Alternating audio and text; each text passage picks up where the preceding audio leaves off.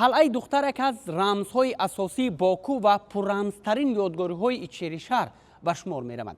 сохтмони он ба асрҳои 12 рост меояд, вале баъзе муҳаққиқон таърихи онро бештар аз он медонанд ва бояд гуфт ки мақсади асосии сохтмон то ҳол пурра равшан нест. дар бораи он чанд фарзия вуҷуд дорад. аз рӯи баъзе фарзия ин қалъа ҳамчун қалъаи мудофиавӣ барои муҳофизати шаҳр хизмат мекард.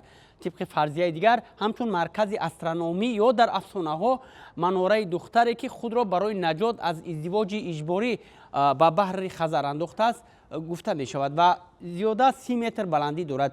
паҳнои он 16 метр ва деворҳои ғафс дорад ки то 5 метр аст. аз деворҳо манзараҳои васеи баҳри Хазар ва Ичери шаҳр пурра намоён аст.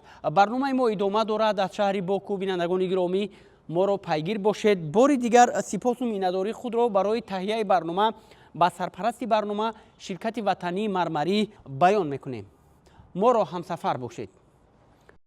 мармарӣ лаззати ҳақиқии гӯшт.